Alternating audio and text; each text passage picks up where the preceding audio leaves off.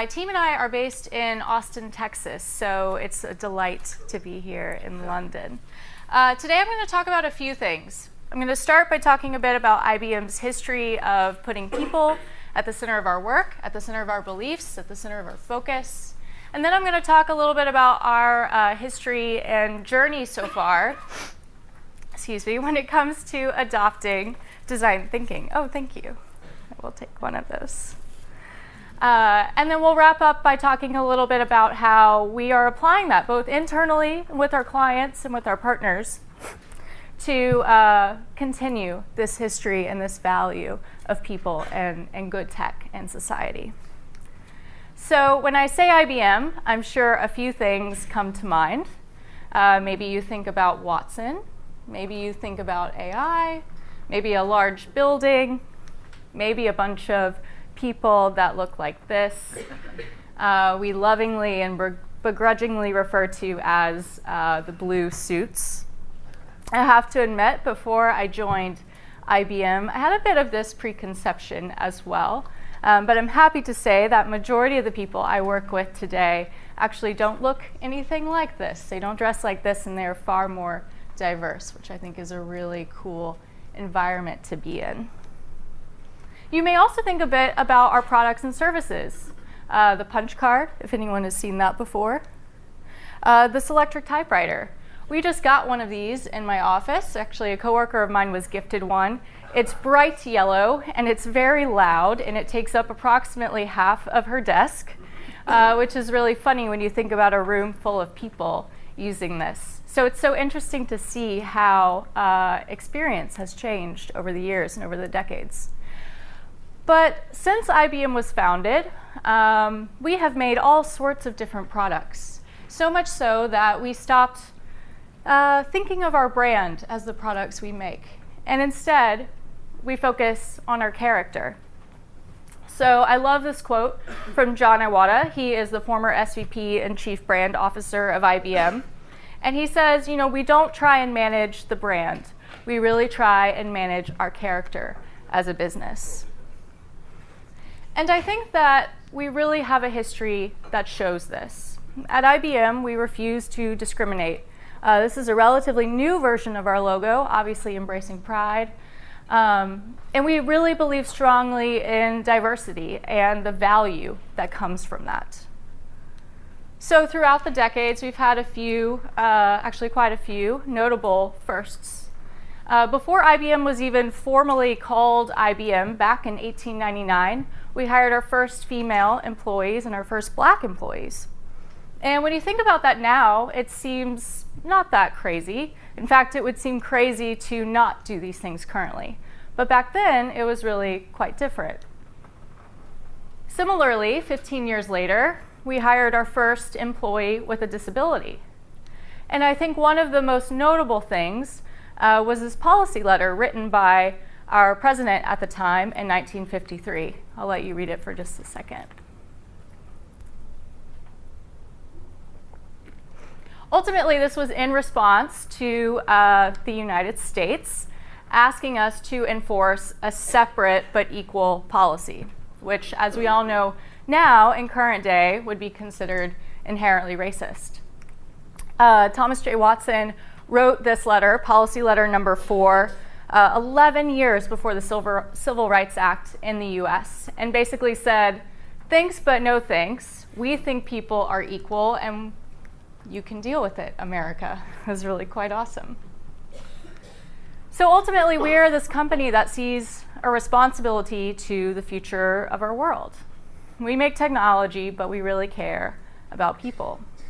But it's more than just the future of the world. It's more than just investing in things like IBM Health Corps, where teams of IBMers take breaks from their work, go out into the field in India and Africa and Taiwan, and try and solve health problems and social care problems. It's more than putting a stake in the ground about ethics and AI. As technology increases, my teammates actually released this paper recently, Everyday Ethics for Artificial Intelligence, talking about why it's important to have ethics when we design for AI, how to do it, and what happens if we don't. It's about more than all of that because it's really about the people of the future of our world. So at IBM, we have 380,000 employees. And every day, we are relentlessly focused on keeping billions of people that we serve front and center of our work. But we're no longer in the era of typewriters.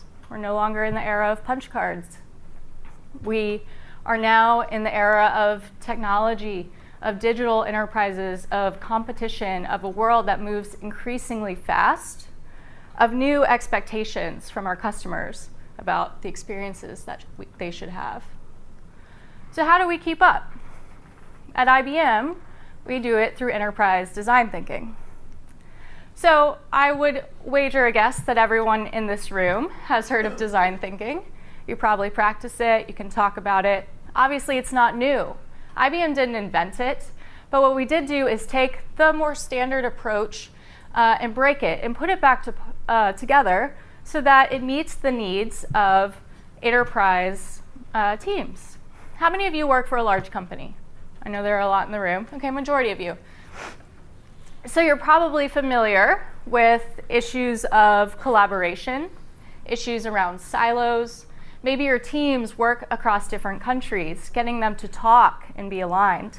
So our approach to design thinking, which I'll give a brief overview of, really helps to solve those problems at an enterprise scale. So we have our principles. First and foremost, they help us stay relentlessly focused on people. We put users at the center of our work. We embrace constantly iterating.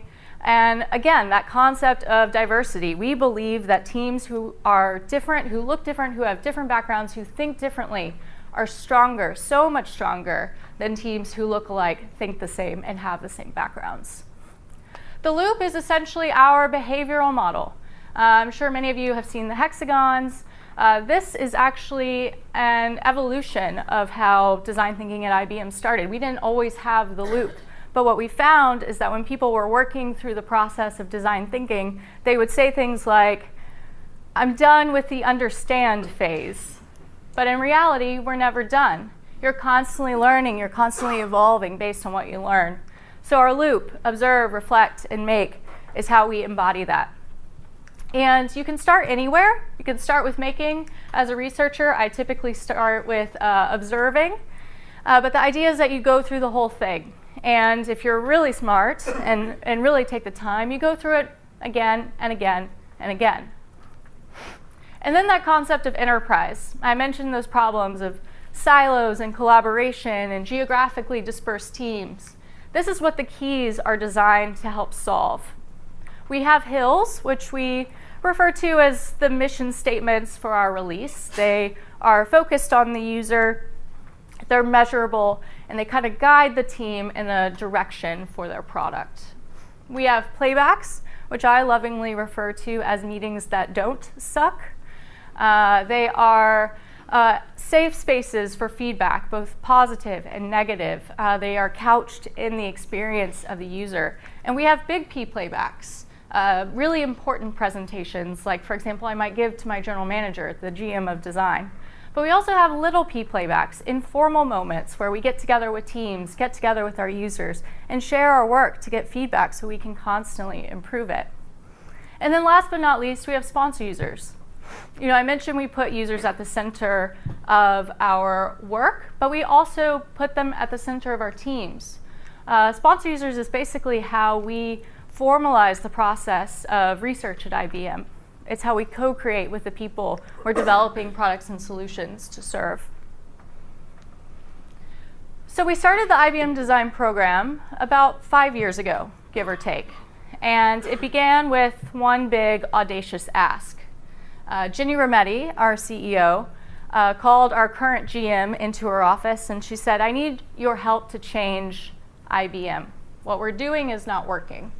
How can we make us more human-centered? And Phil, the GM, said, okay, I can do it, but we have to hire 1,600 designers. He thought he was going to get laughed out of the room when he presented this to the board of directors. Instead, they said, okay, go ahead, go do it. So today we have a little bit closer to 1,900 designers. but that's still just a drop in the bucket. So we hired all of these people. We built studios for them all across the world. You can see some of the cities in the video. Spaces for them to collaborate, not just with other designers, but with product owners, with marketers, with engineers, to start to solve some of these tough problems.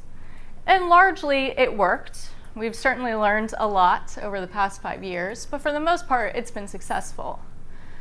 But then there was a point where we realized, although we probably knew this all along, that we had to focus more on just designers. 1,900, 1,600 sounds like a big number, but in the context of 380,000 people, it's almost nothing. So how do we scale this way of thinking like a designer?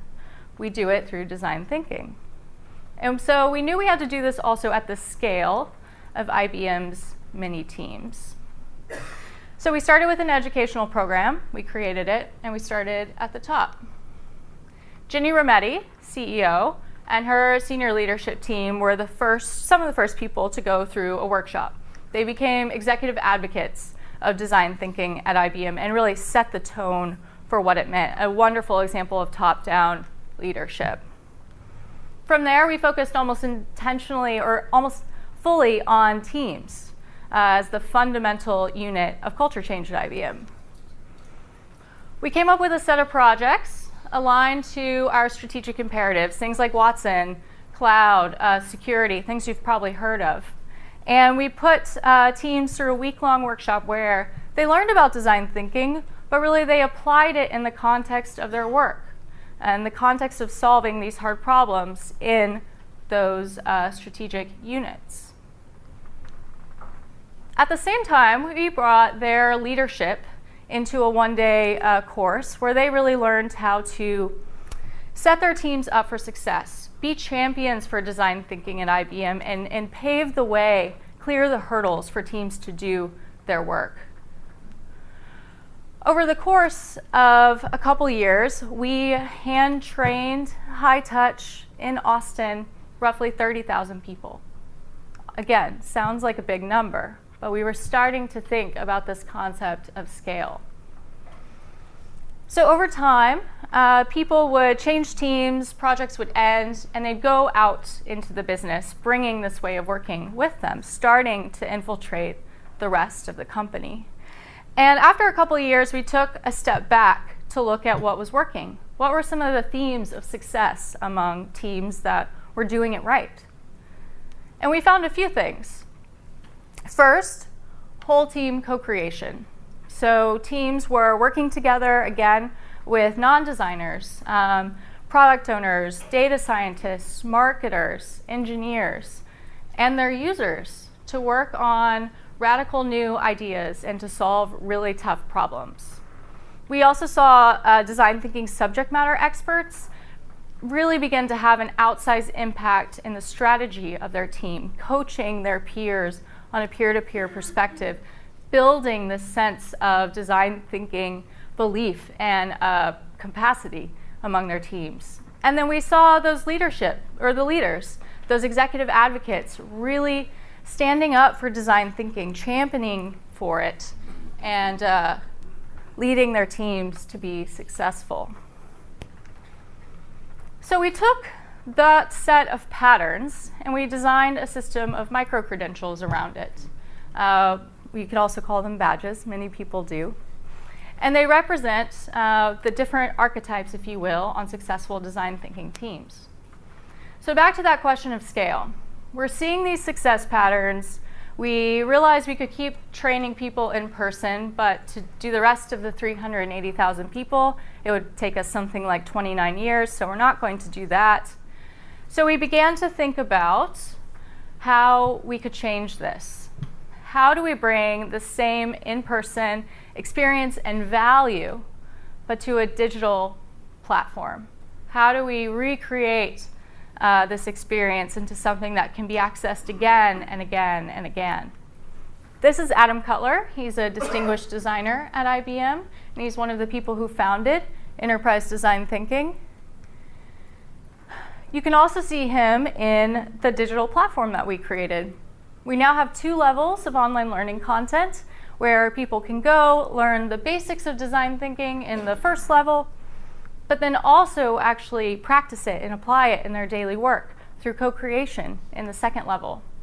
We've brought together experts from across IBM in a bunch of different areas: research, visual, client-facing opportunities, and had them share their experience with design thinking so that their knowledge and their experience can be tapped into at any point by any IBMer across 175 countries. So over the years, our approach has changed. We've gone from starting with design, moving more into design thinking, working in a high-touch, one-on-one way, and then into scale. And that's where we are today. This is somewhat what our approach looks like currently. We still have in-person experiences because it's really hard to shake those. You're always going to have them. But today, those experiences focus on our executive advocates, focuses on those leaders and trying to figure out, or trying to get them to understand the value of design thinking and champion their teams. We've got the digital learning, 2 levels and a third one on the way. And then we've got that system of measurement, giving learners and individuals a path to learning, a path to subject matter expertise, and giving leaders the ability to measure, can you guys still see? Okay. A way to measure competency amongst their teams and figure out how they should reshuffle teams, where they should invest. So, okay, I still have one screen. So today, those 380,000 IBM employees, of which a small amount are designers, of that 380,000, now we have almost 145,000 that are badged design thinkers. And so when we think about success, it's very easy to think about numbers. We see that in the number of badges. We see that in the markets.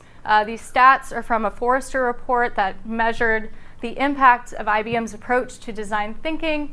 Teams go 2 times faster to market. There's a 301% increase in ROI. But at IBM, numbers are nice. We like those. But think back to our history. We care about people. And so we measure success by the people that we impact. So to close today, I want to share a couple case studies of how we're using design thinking to transform internally, and also how we're using it in a more social good context. So this is from our very own HR organization. I think it's very funny and very ironic that human resources is one of the last parts of IBM, or maybe kind of in the middle, to go through a design transformation. You'd think that they would be the perfect people to do this from the very beginning. The whole thing is about humans. But right now they're about a year in, and the team is doing some really amazing work. These are just a sample of the projects that are going on. And the one I'll talk about is the annual review cycle. How many of you have gone through like a yearly annual review? That's pretty typical. It kind of sucks, right? Like you get to the end of the year and you're like, what did I do? And your manager's like, what did you do? So the team did a bunch of research in this, a lot of journeys, a lot of journey mapping, interviews with real people, real IBM employees, real managers, and they found a few things. The first is that the managers were really bearing the brunt of the work. But oftentimes there were people in the life cycle of an employee in the year that were involved but weren't getting the opportunity to give input. So this changed into a very co-creative approach. Now we have really formal reviews once a quarter, ultimately leading up to a big annual review. But the touch point between manager and employee and in between people like team leads is much more frequent, much more collaborative. And then last but not least, going back to healthcare, a coworker of mine went to Taiwan 2 years ago, right, basically this month. And he was working on a project to help eradicate dengue fever. If you're not familiar, it's a mosquito-borne illness. And prior to 2013, from 2003 to 2013, there had never been more than 2,000 cases of dengue fever in Taiwan per year. But you can see from the slide that in 2015, that number spiked dramatically. They didn't know why, and they definitely could not figure out how to deal with it. It became a huge social health crisis. So IBM worked with the CDC, and the CDC said, hey, make me a mathematical model to help me figure out how I can introduce something into the ecosystem to fight this, like really complicated and sciencey. And they did end up making a mathematical model, but they also did a few other things. The first of which is they changed that problem statement into a problem statement that focused on a human. Something like, how might we help epidemiologists in Taiwan eradicate dengue fever? How might we help government agencies in Taiwan share data better and work together more collaboratively instead of working towards the same goals but separately? They had Hill's Playback, one of the biggest lessons learned for them, where they shared, okay, here's the direction we're going. They shared that, and it went really well. All the stakeholders in the room were like, this is awesome, we love it, keep going, except for one guy who was on vacation.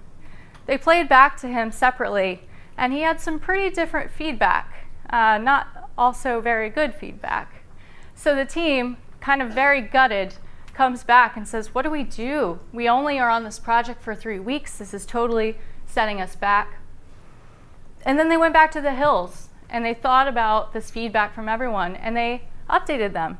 So they ended up with something that was much more accurate, much more in the direction, and that people actually aligned around. Like I said, they did ultimately design a mathematical model. To my understanding, it works fairly well to allow epidemiologists to understand how to introduce interventions to control dengue. But the real win here and the real reward were these things around people and collaboration. So ultimately, I think you should be seeing a theme.